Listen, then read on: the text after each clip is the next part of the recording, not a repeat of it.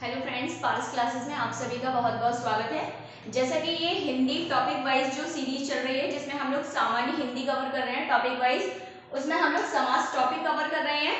और समास में हम लोग इससे पहले 2 वीडियो अपलोड कर चुके हैं जिसमें मैंने समास क्या होता है, समास की परिभाषा, समास के प्रकार और जो भी एग्जाम रिलेटेड पॉइंट है समास से संबंधित वो सारी चीजें हमने डिस्कस की है।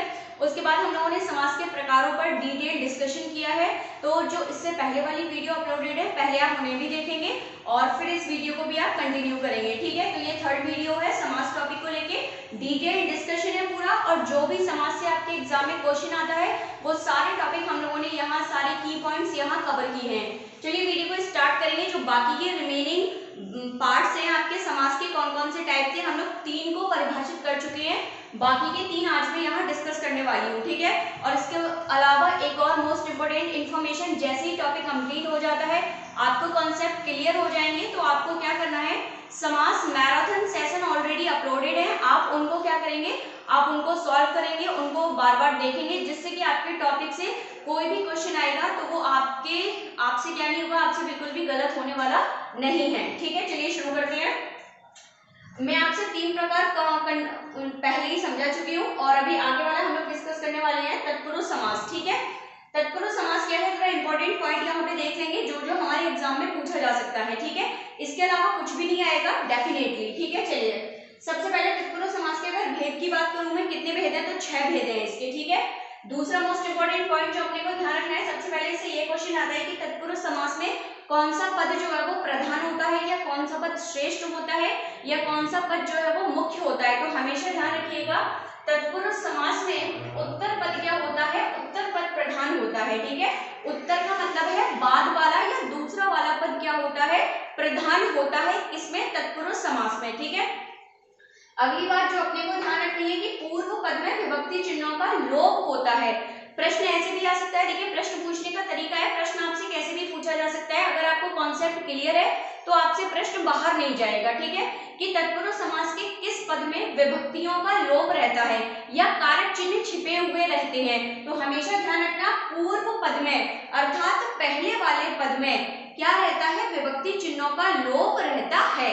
दोनों बात क्लियर, प्रधान होता है पूर्व उत्तर पद और पूर्व पद में क्या रहता है, विभक्ति चिन्हों का लोप रहता है। ठीक है, अगली बात कि इस समास को हम लोग क्या कहते हैं, तो कारक चिन्हों वाला समास कह सकते हैं या फिर हम इसे क्या कह सकते हैं, विभक्तियों वाला समास। ये क्लियर है क्यों, क्योंकि इसमें क्या होता है, विभक्ति चिन्हों का लोप होता है। ठीक है, आगे कंटिन्यू करेंगे। देखिए इसके कितने भेद थे, 6 भेद थे। ठीक है, कौन कौन से 6 भेद है इनके जरा वो समझेंगे। देखिए इसके जो भेद हैं उनको दो दो नामों से जाना जाता है, एक तो उनकी विभक्ति के नामों के आधार पर और दूसरा उनके कारक चिन्हों के आधार पर।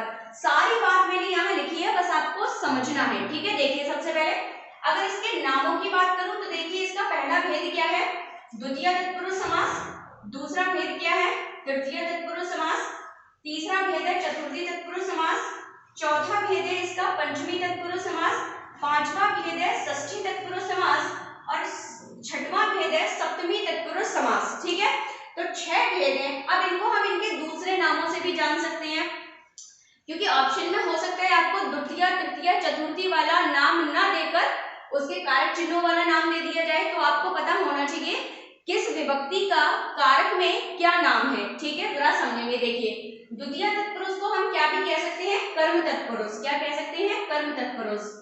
तृतीय तत्पुरुष को हम क्या कह सकते हैं, करण तत्पुरुष। चतुर्थी तत्पुरुष को हम क्या कह सकते हैं, संप्रदान तत्पुरुष। पंचमी तत्पुरुष को हम क्या कह सकते हैं, अपादान तत्पुरुष। ठीक है, षष्ठी तत्पुरुष को क्या कह सकते हैं, संबंध तत्पुरुष और अधिकरण को क्या कह सकते हैं, सप्तमी तत्पुरुष को क्या कह सकते हैं, अधिकरण तत्पुरुष। तो आई होप ये नाम में जो कंफ्यूजन रहता है वो क्लियर है। ये इसके दोनों ही नाम होते हैं, एक नाम है विभक्तियों के आधार पर और दूसरे नाम है कारकों के नाम के आधार पर। ठीक है, चलिए आगे वाला पॉइंट देखेंगे, ये क्या लिखा हुआ है। तो जैसा कि हम लोगों ने यहाँ बात की थी कि तत्पुरुष समास के पूर्व पद में क्या होता है, कारक चिन्हों का लोप पाया जाता है, विभक्ति चिन्हों का लोप पाया जाता है। तो कैसे पता चलेगा कि किसमें हमारे किस कारक चिन्ह का लोप है, किस प्रकार में, तो जरा ध्यान से देखेंगे। जब भी द्वितीय तत्पुरुष समास की बात होगी तो वहां को कारक चिन्ह का क्या मिलेगा, लोप मिलता है पूर्व पद में। ठीक है, तृतीय तत्पुरुष समास की बात जैसे ही हम करेंगे तो हमें किस कारक चिन्ह का प्रयोग मिलता है, लोप मिलता है, से या के द्वारा। किसका मिलेगा, से या के द्वारा। ठीक है, अगला देखेंगे, अगर वही चतुर्थी तत्पुरुष समास की हम बात करेंगे इसके भेद की, तो इसके सामासिक पद में हमें क्या मिलेगा, के लिए कारक चिन्ह का लोप मिलेगा। ठीक है, अगला देखेंगे पंचमी तत्पुरुष, इसमें क्या होगा, इसमें हमें कारक चिन्ह तो मिलेगा से, लेकिन जो कारक चिन्ह से प्रयोग किया गया होगा वो अलग होने का भाव प्रकट करेगा। ठीक है, एक पद से दूसरे पद का क्या प्रकट करेगा, अलग होने का भाव प्रकट करेगा। अभी उदाहरण के माध्यम से ये सारे कारक चिन्हों का हम क्या देखेंगे कि किस प्रकार लोप आता है। ठीक है, अगला देखिए, वही अगर षष्ठी तत्पुरुष समास की बात की जाए तो वहां क्या होता है, वहां संबंध बताया जाता है एक पद का दूसरे पद के साथ, और जो कारक चिन्हों का लोप मिलेगा वो मिलेगा का और की। ठीक है, अगला देखेंगे सप्तमी तत्पुरुष या फिर अधिकरण तत्पुरुष, इसके सामासिक पदों में क्या होगा, में या पर कारक चिन्ह का क्या आएगा, लोप होगा। ठीक है, अब इतनी बात क्लियर है कि किस भेद में हमें किस प्रकार के कारक चिन्हों का लोप मिलेगा। सामासिक पद में इन्हीं कारक चिन्हों का क्या होता है, लोप पाया जाता है। चलिए अब उदाहरण भी समझ लेते हैं। सबसे पहले देखिए लिखा है चिड़ी मार, क्या लिखा है, चिड़ी मार। पहले उदाहरण समझेंगे, फिर मैं आपको एक प्रश्न भी बताऊंगी कि प्रश्न कैसे आएगा। ठीक है, चलिए, चिड़ी मार का मतलब क्या हुआ, चिड़िया को मारने वाला। अब देखिए क्या कहा गया, चिड़िया को मारने वाला आ गया, को विभक्ति का लोप, तो ये कौन सा प्रकार है तत्पुरुष का, द्वितीय तत्पुरुष का उदाहरण है। ठीक है, मनोहर, मन को हरने वाला आ गया को कारक चिन्ह, मुंह तोड़, मुंह को तोड़ने वाला, दिल तोड़, दिल को तोड़ने वाला। अर्थात आप इसके जितने भी सामासिक पद देखेंगे द्वितीय तत्पुरुष के, वहां किस कारक चिन्ह का लोप मिलेगा, को कारक चिन्ह का। अगला देखेंगे तृतीय तत्पुरुष में से या के द्वारा मिलता है। देखिए धर्म युक्त, यानी कि धर्म से युक्त, धर्म से जुड़ा हुआ, यहां से कारक से अलगाव का भाव प्रदर्शित नहीं होगा। किसका भाव प्रकट होता है, जुड़ने का, साधन का, माध्यम का। ठीक है, तो धर्म से युक्त। दूसरा देखेंगे हस्तलिखित, यानी कि हाथ द्वारा लिखित। तो देखिए हाथ के द्वारा लिखित, या तो से कारक चिन्ह आएगा इसमें तृतीय तत्पुरुष में, या कौन सा कारक चिन्ह आएगा, के द्वारा। ठीक है, अगला देखेंगे हथकड़ी, हाथ के लिए कड़ी। देखिए कौन सा कारक चिन्ह आ गया, के लिए आ गया। अगला देखेंगे रसोई घर, मोस्ट इंपोर्टेंट है, कई बार पूछा गया है। आप मैराथन सेशन भी देखेंगे, उसमें मैंने क्या किया है, प्रीवियस ईयर के आपके जितने भी एग्जाम से रिलेटेड प्रीवियस ईयर क्वेश्चन से किससे रिलेटेड, समास टॉपिक से रिलेटेड, वो सारे हमने वहां डिस्कस किए हैं। ठीक है, चलिए आगे देखेंगे रसोई घर, रसोई के लिए घर, कौन सा विभक्ति चिन्ह का लोप है, के लिए, कि कौन सा हो जाएगा, चतुर्थी तत्पुरुष समास का उदाहरण हो जाएगा। ठीक है, अगला देखेंगे, देखिए मार्ग भ्रष्ट, इसको थोड़ा समझ लेंगे। देखिए मार्ग से भ्रष्ट, यानी कि वो मार्ग से क्या हो गया, भ्रष्ट हो गया, मतलब अलग हो गया, भूल गया मार्ग को, तो मतलब वो अपने मार्ग से कैसा हो गया, अलग हो गया। अर्थात जब से कारक चिन्ह का प्रयोग अलगाव के लिए होता है, अलग होने के लिए होता है, तो वहां पे कौन सा समास होता है, वहां पंचमी तत्पुरुष समास होता है। ठीक है, अगला देखेंगे सेवानिवृत्त, अर्थात सेवा से निवृत्त। ठीक है, यानी कि सेवा से मुक्त हो गया। तो सेवा से जब कोई व्यक्ति मुक्त हो गया मतलब वो अपनी सेवा करने से क्या है, अब अलग हो गया है। ठीक है, अब उसका टाइम पीरियड खत्म हो गया है। अगला देखेंगे षष्ठी तत्पुरुष का की मिलेंगे राजमाता, अर्थात राजा की माता, राजकन्या, राजा की कन्या, राष्ट्रपति, राष्ट्र का पति अर्थात स्वामी। ठीक है, राज सेवक, राजा का सेवक, राजदंड अर्थात राजा का दंड, गंगा जल अर्थात गंगा का जल। ठीक है, विद्यालय, विद्या का आलय, हिमालय, हिम का आलय। ये सब क्या है, ये सब आपके षष्ठी तत्पुरुष समास के उदाहरण हैं। ठीक है, आगे देखेंगे सप्तमी तत्पुरुष या फिर अधिकरण तत्पुरुष में क्या होगा, मैं या पर विभक्ति चिन्ह का लोप आएगा। जरा देख लेंगे, देखिए मुनि श्रेष्ठ, मुनियों में श्रेष्ठ, मुनि कुवंगः अर्थात मुनियों में श्रेष्ठ, यही इसका अर्थ होता है। अगला देखेंगे, देखिए घुड़सवार, गज सवार, घुड़सवार मतलब घोड़े पर सवार, गज सवार, गज यानी हाथी पर सवार। इस तरीके से जब भी क्या हो मैं और पर कारक चिन्ह का लोप आएगा तो वहां कौन सा प्रकार होगा। डेफिनेटली आई होप आपको सारे प्रकार बहुत अच्छे से क्लियर होंगे, उनके क्या क्या नाम है, किस किस कारक चिन्ह में किस किस विभक्ति का लोप आएगा वो क्लियर है, और कैसे हमें उदाहरणों के माध्यम से समझना है कि कहाँ विभक्ति चिन्ह का लोप रहता है वो भी क्लियर है। तो तत्पुरुष समास जो है वो बिल्कुल क्लियर है, इससे ज्यादा आपसे कोई बात नहीं पूछी जाएगी। चलिए अगला प्रकार देखेंगे। इसके बाद तत्पुरुष के बाद जो हमारा अगला समास रह गया, देखिए आप लोग चाहे तो स्क्रीनशॉट ले सकते हैं, आपके लिए हेल्पफुल होगा काफी, ठीक है। चलिए तत्पुरुष के बाद हम लोग अगला भेद देखेंगे, द्विगु समास देखेंगे, ठीक है। द्विगु और द्विगु के बाद बहुब्रीहि, दो समास रह गए हैं, फटाफट से देख लेते हैं, तो समास वाला टॉपिक क्या है बिल्कुल कंप्लीट हो जाएगा। चलिए जरा देखेंगे फटाफट से।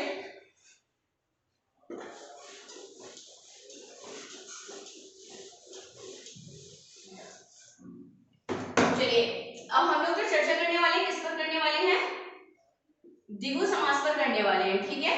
द्विगु समास, इसके भी सारे इंपॉर्टेंट पॉइंट्स यहाँ देख लेंगे फटाफट से। सबसे पहले इसमें क्या ध्यान रखना है, इसका जो पूर्व पद है, पूर्व पद या पहला पद कैसा होगा, संख्यावाची, ठीक है। कैसा होगा, संख्यावाची। उत्तर पद क्या होगा, उत्तर पद जो होगा वो क्या होगा, उत्तर पद होगा समुदायवाची। समुदायवाची का मतलब है किसी ना किसी का क्या होगा, समूह होगा, ठीक है। किसी ना किसी का क्या होगा, समूह होगा, ठीक है। समुदायवाची का मतलब है जो उत्तर पद में आपकी जो भी दी गई होगी वस्तु या व्यक्ति, वो क्या होगा, वो किसी ना किसी चीज का समूह होगा, ठीक है। पूर्व पद या पहला पद क्या होगा, संख्यावाची। उत्तर पद क्या होगा, उत्तर पद होगा समुदायवाची या समूह का बोध कराएगा, ठीक है। ध्यान रखना, समूह का बोध, समूह का बोधक होगा, ठीक है। कौन सा वाला पद, ध्यान रखना पूछ लिया जाता है, उत्तर पद। पूर्व पद कैसा होगा, संख्यावाची। अब जरा आगे समझो, इसमें क्या होगा, जितनी भी आपकी क्या है, ज्यादातर जो संख्याएं आएंगी वो 1 से 9 तक की संख्याएं, 9 तक की संख्याएं क्या आएंगी, संख्या 1 से 9 तक की संख्या क्या होंगी, किसी ना किसी साथ के जुड़ी होंगी और एक समुदाय का बोध कराएंगी, तो वहां भी क्या होता है, वहां आपका द्विगु समास होता है, ठीक है। ज्यादातर कहां से कहां तक की संख्याएं आती हैं, 1 से 9 तक की संख्याएं आएंगी, संख्याएं हो और समूह का बोध कराएं, और समूह का बोध कराएं, तो वहां भी क्या होगा, वहां भी आपका द्विगु समास होगा, ठीक है। कौन सा समास होगा, द्विगु समास। एक ये पॉइंट ध्यान रखेंगे, दूसरा पॉइंट याद रखेंगे, 10 के गुणज वाली जितनी भी संख्याएं होंगी, ठीक है। जैसे शुरू यहीं से करना है, 10 के गुणा में, तो हमें क्या मिला, 100। तो ये जो 10 के गुणज वाली संख्या होगी, 10 में 10 के गुणज वाली, तो यहाँ भी क्या होगा, द्विगु समास होगा, ठीक है। ये आपको ध्यान रखना है, ठीक है। फिर यहाँ अगर 10 का गुणा करेंगे जो संख्या मिलेगी, इसमें भी क्या होगा, इसमें भी द्विगु समास होगा, ठीक है। ये आप बात आपने ध्यान रखनी है बहुत अच्छे से, ठीक है। इतनी बात क्लियर है। अभी आगे 1-2 इंपॉर्टेंट पॉइंट है वो भी देखेंगे हम, इसके लिए इतना क्लियर है, सारे पॉइंट देख लीजिए एक बारी। अगली बात जो इसमें हमें ध्यान रखनी है वो क्या ध्यान रखनी है,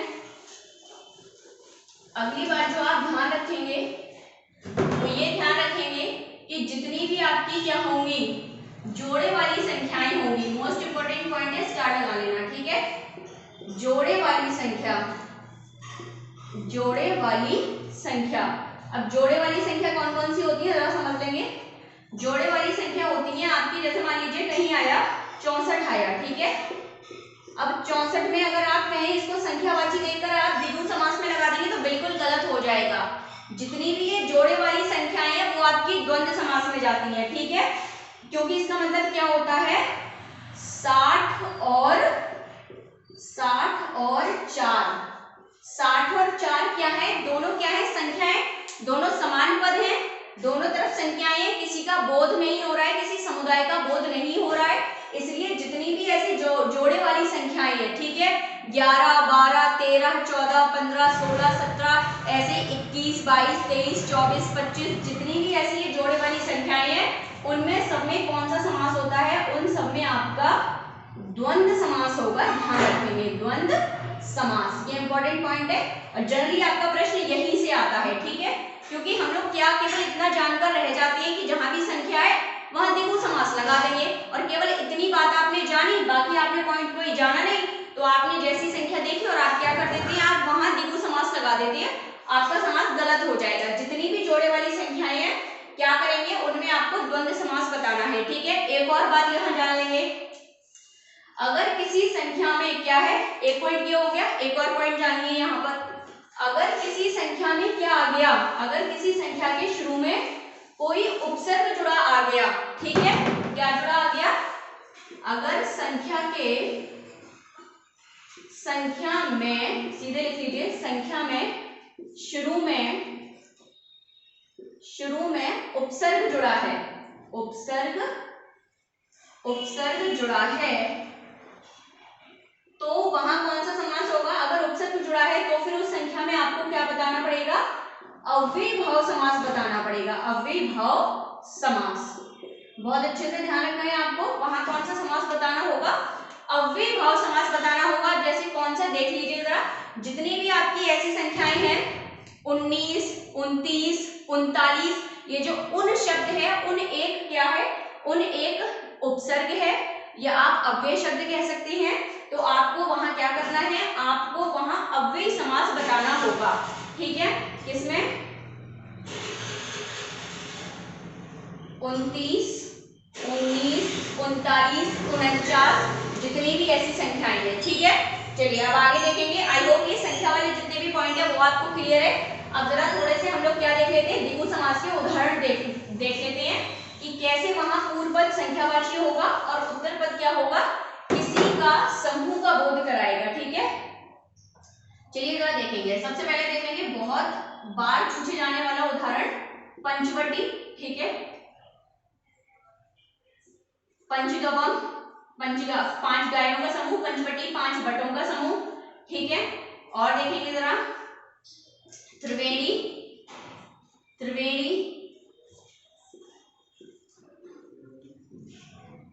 त्रिभुवन, त्रिभुवन यानी 3 भवनों का समूह, त्रिवेणी यानी 3 वेणियों का समूह। अगला देखेंगे चतुर्फलम, चतुर्फलम 4 फलों का समूह, ठीक है। पंचवटी यानी चतुर्फलम यानी 4 फलों का समूह, ठीक है। नवरात्रि यानी 9 रातों का समूह, ठीक है। अष्टाध्यायी 8 अध्यायों का समूह, ठीक है। शताब्दी, ये शताब्दी हो गया आपका, 100 हो गया, ये जितने भी आपके उदाहरण है वो सब किसमें आएंगे, द्विगु समास में आ जाएंगे आपके, ठीक है। आप चाहे तो इसका स्क्रीनशॉट ले सकते हैं और आगे जरा और समास देखेंगे। इसके बाद जो हमारा लास्ट वन है आपका है बहुव्रीहि समास, ठीक है, जरा देखेंगे। चलिए और देख लीजिए जरा, इसमें एक दो आपके, एक दो तिरंगा, तिरंगा दुपट्टा, तिरंगा दुपट्टा, दुनाली, दुनाली, ठीक है, दुराहा, ठीक है, तिराहा, तिराहा या तिराहा ऐसे लिखते हैं, ठीक है, तिराहा। तो इस तरीके के ये क्या है, ये सब आपके संख्यावाची है और दूसरा पद क्या है, समूह का बोध करा रहा है। सारे ही द्विगु समास के आपके क्या है, उदाहरण है, ठीक है। जो द्विगु समास में आपने इतना ही याद रखना है। अगले समास की बात और कर लेते हैं, लास्ट वन समास है और जिसे हम किस नाम से जानते हैं, बहुव्रीहि समास के नाम से जानते हैं। चलिए शुरू करेंगे उसे भी। चलिए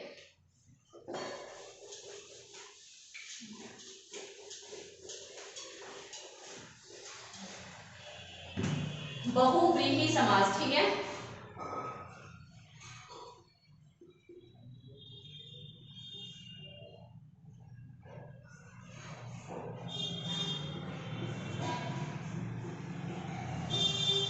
अगले समास पे जो हम चर्चा करने वाले हैं वो है हमारा बहुव्रीहि समास, ठीक है।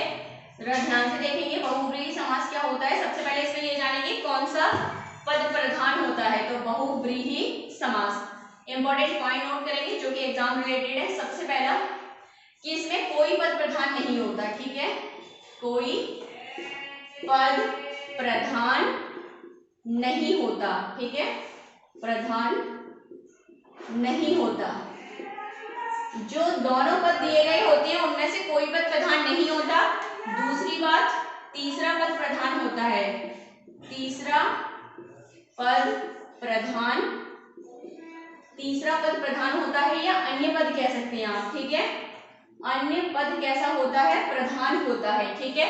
बहुव्रीहि समास को क्या कहते हैं? समासों का राजा, समासों का राजा। इतनी बात आपको इसमें ध्यान रखनी है। इसमें क्या होता है? इसमें कोई पद प्रधान नहीं होता, अर्थात तीसरा पद प्रधान होता है या अन्य पद प्रधान होता है। इसके दोनों पद मिलकर व्याख्या करते हैं किसी तीसरे पद की, अर्थात तीसरा अर्थ बताते हैं, ठीक है। बहुव्रीहि समास को क्या कहा जाता है? समासों का राजा कहा जाता है। इसके कुछ उदाहरण देखेंगे। चलिए देखना शुरू करेंगे जरा इसके उदाहरण। देखेंगे जरा देखते हैं। शुक्लांबरम, शुक्लांबरम, ठीक है। मृत्युंजय, मृत्युंजय, ठीक है। वीणापाणी, वीणापाणी, गदापाणी, दशाननः या दशानन, ठीक है। दशानन, पंचानन, पंचानन, चंद्रशेखरा, चंद्रशेखर, चंद्रमौली, चंद्रमौली, पशुपति, ठीक है। एकदंत, एकदंत, मूषकराज, मूषकराज, ठीक है। लंबोदर, लंबोदर। आप सारे ही देख पा रहे होंगे आपके क्या है? बहुव्रीहि समास को उदाहरण है, क्योंकि सारे ही पद क्या कर रहे हैं? सारे ही पद आपको क्या कर रहे हैं? किसी तीसरे पद की व्याख्या कर रहे हैं, ठीक है। और देखेंगे जरा,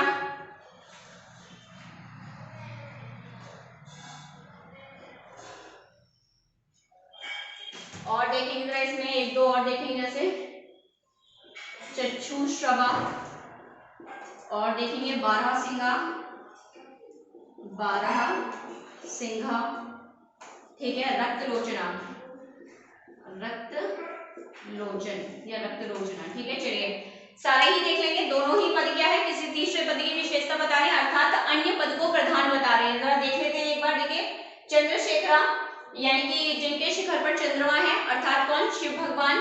चंद्रमौली, वही चंद्र का उनके क्या है? चंद्रमा विराजित है, तो यहाँ भी कौन हो जाएंगे? शिव भगवान। पशुपति, पशुओं के स्वामी, यहाँ भी कौन है? शिव भगवान। शुक्लांबरा, शुक्ल रूपी सफेद वस्त्रों को धारण करने वाली अर्थात माँ सरस्वती। एक और ध्यान रखेंगे यहाँ पर, वांगमयी, वांगमयी, ये भी कौन है? वांगमयी, यानी कि यहाँ भी किसका नाम आता है? वांगमयी में सरस्वती माँ का नाम आता है। अगला देखेंगे वीणापाणी, वीणा को धारण करने वाली, ये भी कौन है? माँ सरस्वती। मृत्युंजय, मृत्यु पर विजय पाने वाले अर्थात शिव भगवान। पंचानन, पांच आननों को धारण करने वाले, यहाँ भी शिव भगवान। बारहसिंहा यानी कि एक विशेष प्रकार का हिरण, बारहसिंहा, बारह सिंगों वाला। वीणापाणी हो गया। गदापाणी, गदापाणी में देखिए भीम का भी नाम आता है और हनुमान का भी नाम आता है। दशानन, दस आननों को धारण करने वाले अर्थात रावण। चक्षुश्रवा, चक्षुओं से सुनने वाला अर्थात सर्प, सर्प को क्या कहा जाता है? चक्षुश्रवा।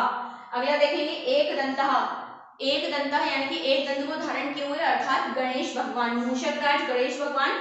लंबोदर यानी कि ये भी क्या है? लंबा है उधर जिनका, तो वो भी कौन है? गणेश भगवान, ठीक है। तो आई होप ये सारी बातें आपको क्लियर होंगी। अब यहाँ आपको क्या करना है? देखिए सारा टॉपिक आपके सामने क्लियर है, कैसे हमें पहचानना है, क्या की पॉइंट्स होते हैं, सारी चीजें क्लियर है। अब आपको क्या करनी है? ज्यादा से ज्यादा प्रैक्टिस करनी है। तो आपको क्या करना है? आपको एक प्लेलिस्ट बनी हुई है हिंदी मैराथन सेशन की, उसमें समाज से रिलेटेड 3-4 पार्ट डले हुए हैं हिंदी मैराथन के। अब आपको जम के क्या करनी है? प्रैक्टिस करनी है, ठीक है। तो डेफिनेटली वीडियो बहुत ज्यादा हेल्पफुल है, इंपॉर्टेंट है। वीडियो को लाइक करेंगे, वीडियो को लाइक जरूर करेंगे अगर वीडियो अच्छी लगती है, और कमेंट करके भी बताएंगे कि वीडियो आपको कैसी लगी, या कोई भी आपका क्वेश्चन हो तो वो भी आप कमेंट करके हमें बता सकते हैं, ठीक है। बाकी वीडियो को लाइक कीजिए, वीडियो को शेयर कीजिए, और चैनल को अगर अभी भी सब्सक्राइब नहीं किया है तो चैनल को सब्सक्राइब कीजिए, क्योंकि मैं आपको सारा कंटेंट इसी चैनल पर प्रोवाइड कराने वाली हूँ, ठीक है। और चैनल ज्यादा से ज्यादा शेयर भी करेंगे, क्योंकि जो नीडेबल है उन तक ये हमारा जो एक क्रिया है वो उन तक पहुंच सके, ठीक है, जो हम लोग हेल्प करना चाह रहे हैं। चलिए, तो thank you so much, most welcome.